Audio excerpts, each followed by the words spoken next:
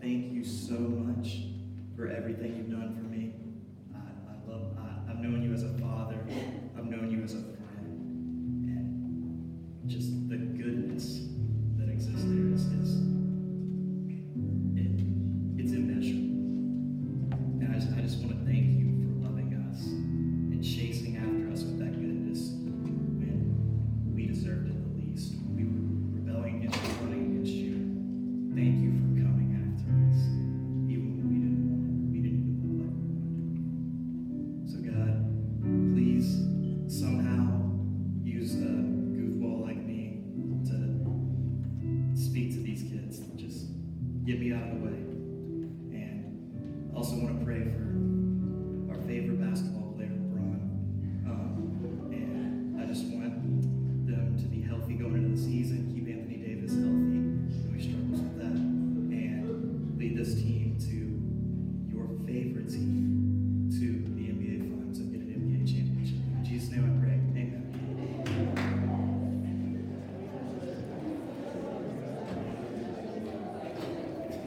I figured I'd just slide that in there. Imagine this being like somebody like invited their friend for the first time and like having to convince them that we don't worship LeBron here. So when he said rant, y'all applause. That was pretty awesome. I didn't think I was gonna get any applause. That was dope. Until my own boy roasted me. I didn't think it was like that, but it's okay. But for those of you that don't know me, I'm Grant. Some things that you should probably know before I start getting into this, that I believe we're all messed up, and I believe we're a lot more alike than we're not alike, and the world will try and convince you otherwise, but I think we can bond over a lot of things. We're similar, we're all messed up. I also believe that a long time ago, God came to earth in a body and died for our messed upness, and now he rose from the grave, and I get to have a relationship with him. And when he left some of his followers behind to put together this book that I treasure. It's like my favorite book in the world. It's called the Bible. In case y'all didn't know or never heard of it. But the Bible, a lot of people have it like outside of here. People don't like the Bible. Like it's actually out there. People are against the Bible, and I'll tell you why. It's not because of what the Bible says. It's because people have gone into it reading things so they could support what they wanted it to support going into it. They found reasons, and they dug and tried to find the reason. This is how Christianity endorsed slavery, and people, thousands, maybe millions of people have been killed in the name of God who told us to love above all else. And so, here's the problem. We are a part of that. Maybe not to that extent, but we are a part of that. We read the Bible and we instantly think of how we can leverage it on everybody else.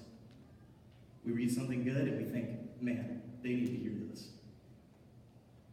They need to hear this. They need to see this. Wow, I should share this with them because, don't they need it? But what if we used the Bible not as ammo or ammunition, but as a mirror? That's what I want us to do tonight. I'm making a rule from here through the rest of the night. You cannot, when I'm talking, this is about you. All right? You're thinking about you. You're not thinking about somebody else. I don't care what they did. I don't care what else they did. You're not thinking about that. You're so focused on yourself that you can't even think about that other person. All right? Everybody got it? Give me a thumbs up. Boom. Awesome. Cool. All right. So, we are talking about friends. I'm continuing in that series. So, one thing I wanted to ask was, are you a good friend? Because this is about us now. And it sounds deep, and you're like, oh God, like, am I a good friend? Think about it. But really, I think the reason you can't really figure it out is because we don't know what a good friend is. I go around this room and ask everybody, and I would get a different answer from pretty much every single person. So, I figured I would look in the Bible, and specifically one part of the Bible that I always go back to is John 15:12. And I root everything back to that. That's what all of the early Jesus followers did, this verse. So, John 15:12, Jesus says, "My command is this, love each other as I have loved you." And wow, first of all, that's crazy. That's impossible. Jesus knew it was impossible, but he commanded us to do it anyways. And he says, all right, listen up. If you forget everything else, this is my command. You got to get this. That's everything. And I know I literally turn every single topic that Trey would give me into loving people, and I'm allowed to. It's my stage. I can do whatever the heck I want. But I didn't even have to try to this time, because the next 3 verses actually starts talking about friends. How convenient for you, boy. So it says, actually, verse right there, "Greater love has no one than this, to lay down one's life for his friends. You are my friends if you do what I command. I no longer call you servants, because a servant does not know his master's business. Instead, I've called you friends. For everything that I learned from my Father, I've made known to you." So, that right there, first of all, I want you to say, Jesus is saying that. He did not just say that. He walked around. Everything there he did. He lived it out perfectly. He is the living example of what the best friend of all time could be. And he invites us to do those things. And I found 3 things in there that I think are important. So, what Jesus thinks good friends do, because we don't know what good friends do. We're all confused. What he thinks is they lay down their life for their friends. They do what he commands. They do his Father's business. So, they lay down their life for their friends. So when you enter into a friendship, every relationship, you check in your desires, your wants, your needs, your schedule, your time at the door. This is about them now. You surrendered your life to them because that's how much you love. And number 2, they do what he commands. Does anybody remember what he commanded like 2 verses ago? Anyways, the last one, he says, they do his Father's business. So what was the mission that Jesus was on? What was his purpose, and what was he doing during like all of his free time? And if you don't get it by now, it's actually pretty obvious, but good friends love their friends. How about that? Isn't that incredible? That's some insight right there, straight from me. So, we go through that. Hold on 1 second.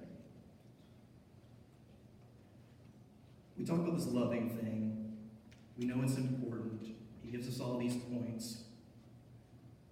But I have a feeling a lot of y'all have already broken my rule. And that's not cool. It's my rule, and I told you not to break it. But don't break my rule. You started thinking about somebody, you were like, oh, they need to hear this. I wish they were here. You looked down the road and saw them, and they're like, loving people. They need that. No, this is about you.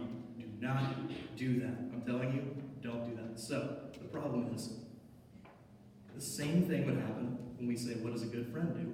When I ask you what love is. What is love? And if I went up to you and asked you, what is love? First, I would hope you would say, baby, don't hurt me. And then, you would say something different from the person before you. Because we're confused on that too. But, a guy named Paul in the New Testament, he is going around planting all these little churches everywhere. And he's teaching them this love concept that is different from anything they've ever heard before. And he explains it in part of the Bible. And even if you've never been to church before, you've probably heard this before. It's at every wedding, and it's amazing, first of all. And the fact that we turned it into just something you read at a wedding annoys the crap out of me. It is like, it should be your creed every day for every interaction you have with any human being. So it's 1 Corinthians 13, 4 through 7. It says, love is patient, love is kind. It does not envy, it does not boast. It is not proud. It does not dishonor others. It is not self-seeking. It is not easily angered. It keeps no record of wrongs. Love does not delight or rejoices with the truth. It always protects, always trusts, always hopes, always perseveres. So, to make that easier for y'all, because that's kind of harder, so y'all can see it easier. This is great. And when I look at that, I literally think, wow, that's like when people make like their wish list for their husband or future wife or future girlfriend. It's like, that is like it. People want a good friend. I mean, like if you're into that thing, go nuts, whatever. But this is not about them. This is about you. This isn't about your future husband. This isn't about your future wife. We're using this as a mirror on ourselves. So, are you patient? Are you kind? Are you not jealous? Are you not arrogant? Are you honoring? Are you selfless? Are you not easily angered? I love this one. Are you not a scorekeeper? Are you protecting? Are you trusting? Are you hopeful? Are you persevering? All that stuff is what you should be.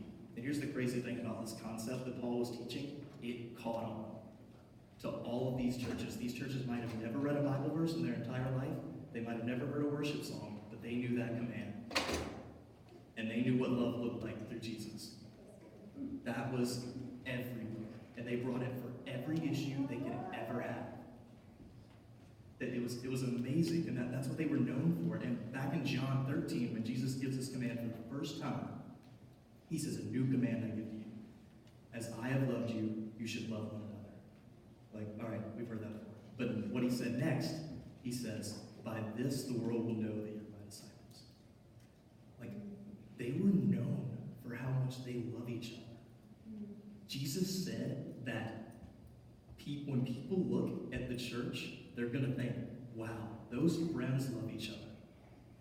They have friendships that love each other. That's the first thought that's going to come to mind. And the problem is, that's not it anymore. That is not it. If you go out there and take a poll in the street right now of non-Christians, they're going to be like, hymns, sermons, music that's really old, I don't know. And then a long list of complaints. That's what it's going to be. But what's worse is we don't even treat it like that. We treat the most spiritual people and the most close to God people are the ones that have the best church attendance and pray the best elegant prayers and worship more worshipy than the other people. That's not it. Jesus lays it out perfectly there. He says, you want to look like you're close to me? You want to look like me and you are so close to where we're walking basically together? You love people. That's how they'll know. So, I have another question. Do you love your friends more today than you ever have?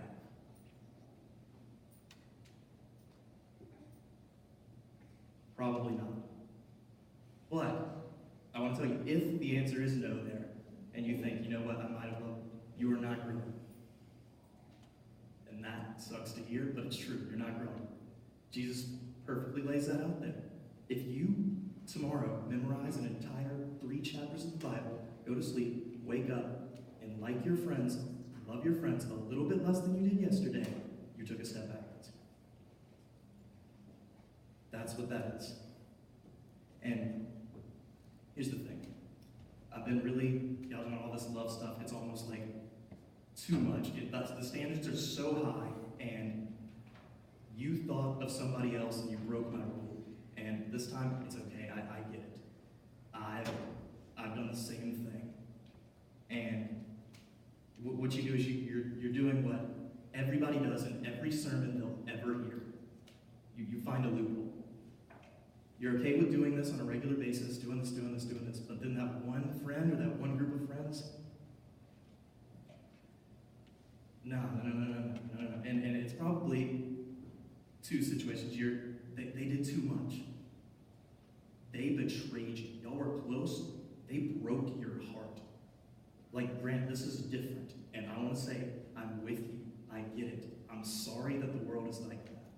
I wish every single one of your friendships could be filled with Jesus' love inside of them for the rest of your life, but that's not how it's going to work. And I'm sorry that you have to grow up. But what breaks my heart literally even more is a lot of you, mostly guys, have had zero literally zero actual real friendships. And I know because I'm the same way. You grow up and you hurt each other and you make fun of each other. And for 10 to 15 years, y'all have been hanging out every day, but you don't even know if you care about each other. That breaks my heart. That literally just because I was there. I remember going through that same stuff. And I want y'all, so you've got your loophole in that those people that you just can't do that. They went too far, they did too much, or we just don't do that over the top kind of love. That's just not how it'd be weird if I started loving that person like that. And I'm with you, and I understand, but my rule is my rule. We will not break my rule, no matter what. It does not matter what they did. It doesn't. This is about you. This is about me. Our hearts, what we've done, self-evaluation. We're not breaking my rule. And the reason why we can't break my rule is because of this question that I ask myself daily, regularly, and it is horrible and real and amazing and beautiful and terrible all at the same time. So if you've been thinking about that person or that group of people that you really can't do this for, you can love all the other people, but that group of people, you just can't do it. If you're not thinking about it now, tomorrow, I want you to think about this question. Aren't you glad Jesus didn't look for a loophole when it came to loving you? I mean, aren't you glad that Jesus didn't look at you and say, are you serious right now? I've seen everything you've done since birth. I've seen all of that, and I've seen you hurt all those people that I love so much, and you dare come to me and ask me for a favor? Get out. Aren't you glad that Jesus didn't say, you know what? We just don't do that over-the-top kind of love thing. That's just not who we are. We don't do that over-the-top kind of love thing. So he just kind of does his thing, I do mine. So I'm just going to stay in heaven. We don't need to do that. I mean, he'd probably think that was weird anyways. Aren't you glad that Jesus is sitting in one of these chairs right now thinking, I'll do it, but that one, that's just too big.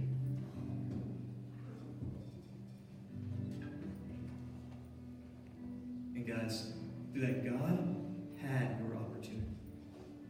All of those things. When people hate you, you hate them back, and you're right, and they deserve it. When people betray you, you turn your back on them, and you're right, they deserve it. But God could have looked at you and done those same things, but he didn't. And trust me, God has a way bigger case against you if he would have built it. He has way more dirt on you, and he has a million more reasons that you have not to love that one person. And he ran past all of those reasons on the way to the cross. Because God knew you can't love and be a scorekeeper at the same time. All of that has to be erased. Everybody. If we really understand the story of Jesus and we're actually following Jesus, where did we get this idea where we can pick and choose when and who and which of our friends to love? It's so simple if you watch a story. It's all the time. Everybody. No matter what. And when Jesus left this earth, his disciples finally got it. His friend group that he had been talking to that whole time, he had them close. He was like, guys, I want you guys to love each other. That's it. That's it. I want you guys to love each other. Peter, you remember when you denied me, and when I came back, I came looking for you, and I loved you? I want you to show that kind of forgiveness to Thomas the next time he does something wrong. And when he left, they adopted this Jesus-like friendship. They forgave when their friends deserved the least amount of forgiveness. They loved the people that deserved the least amount of love. And they exemplified what Jesus showed them in friendship. And it took over the biggest empire in the world without raising the sword. The implications there are insane.